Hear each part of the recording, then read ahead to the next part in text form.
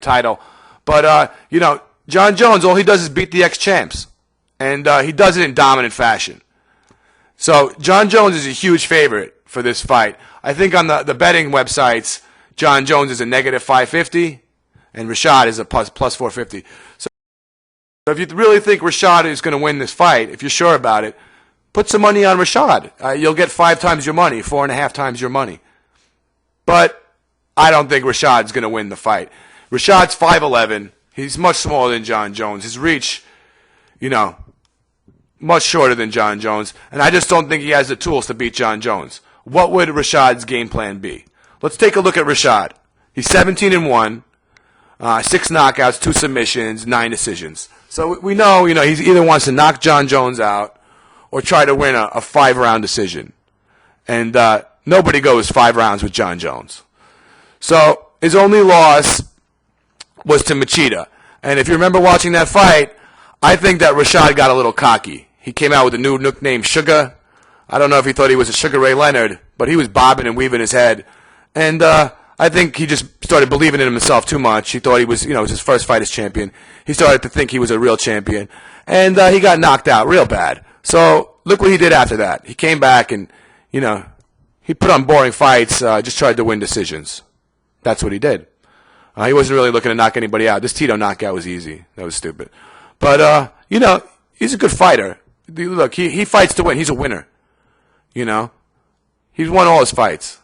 And the only fight he lost was when he got cocky. And that happens to some people, especially Rashad. But he's a good fighter. I mean, to be such a big underdog, people expect him to just be knocked out right away, first or second round. And that's what I do expect. But, how could you think that somebody who's done so well over his career is going to be put away so fast? Well, I guess he's fighting John Jones. John Jones, 15-1. That loss, if you don't know, it's not a real loss. It was to Matt Hamill, who's basically retired now. And that was not a loss. He was disqualified for illegal elbows. Nasty elbows this guy has. I think he's got the best elbows on the ground ever. So 9 knockouts, 4 submissions, 2 decisions. So John Jones, he's not looking to decision you. That's why people think he's such a dominant fighter. He really wants to put you out in the first round or two, and he does. So he put away Machida. I thought Machida could have beat him standing up, but took him to the ground, put him away, and then choked him out standing up. Pretty bad. Quinton, so he beat all the old champs, 3 old champs in a row. And then before that, he beat 3 tough guys in a row. And before that, he's been winning his entire career. Only thing I could see is maybe John Jones getting a little tired in the later rounds, and Rashad going for his game plan, the decision game plan, and maybe making it a close fight later. But I really don't think so. I see Rashad getting, hurt. Probably in the second round is my guess. Kind of like this Machida fight. So, I'm sure I got the same pick that everyone else has. I'm sure no one's picking Rashad. Somebody's going to beat John Jones one day, and I think they're going to knock him out. I don't think his stand-up is as superior as all you guys say.